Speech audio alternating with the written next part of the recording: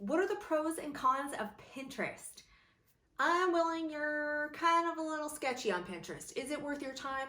I hear it takes a long time to gain traction. It's just one more thing on my plate I have to do compared to all the other social media platforms.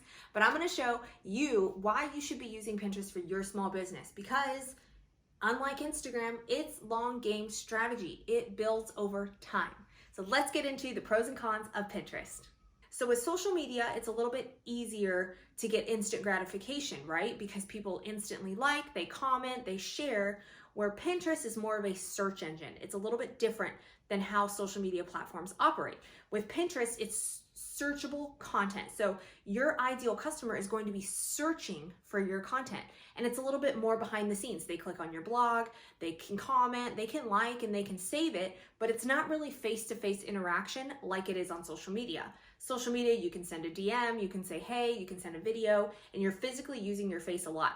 But with Pinterest, you're mostly using your content. So people are going to your brand, they're going to your podcast, they're going to your blog, they're going to your product-based business website. So it's a little bit more behind the scenes, so that's a little bit harder. The first pro of Pinterest is you can reach a new audience that is searching for your content versus Instagram, where people are just kind of stumbling across it. The second pro of Pinterest is that it's free. It's free to use and you can do it at any time. You can take a Sunday, you can take a Monday evening, you can take it when the house is quiet, create a couple of pins, and you want to go ahead and pin those and stay consistent so that people can find your content for free. A con about Pinterest is, like I said, it doesn't get you instant gratification. You are not going to pin something and immediately get tons and tons of results. Pinterest is long game strategy. I always say this.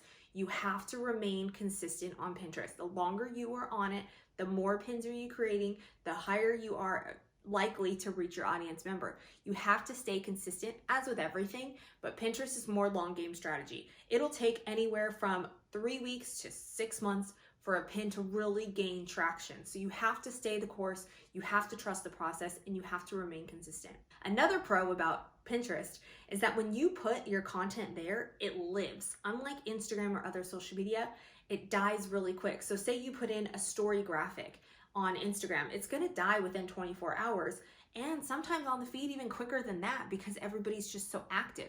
Where Pinterest, you can take that same graphic and you can put it on your feed and it can stay for as long as you let it. So by having Pinterest perform and keep growing over time, you're actually doubling down on the work that you're creating, working smarter, not harder. Another pro about Pinterest is that you can do ads as well too. It's not as expensive as Facebook and Instagram, and it's not as competitive, and you can still have the option of doing it. The cons is you gotta really pay for ads. I'm personally, as long as I can get it for free, I'm gonna do it. So I would say it's a pro and I would say it's a con, but if you were in the space to go ahead and do Pinterest ads, I would highly recommend doing it, although Pinterest is performing very well for content and you don't need to. So those are a couple of the pros and cons about Pinterest. I hope this helps you find a little bit more information. For more Pinterest and small business tips, make sure you subscribe and follow along for more videos. I'll talk to you soon.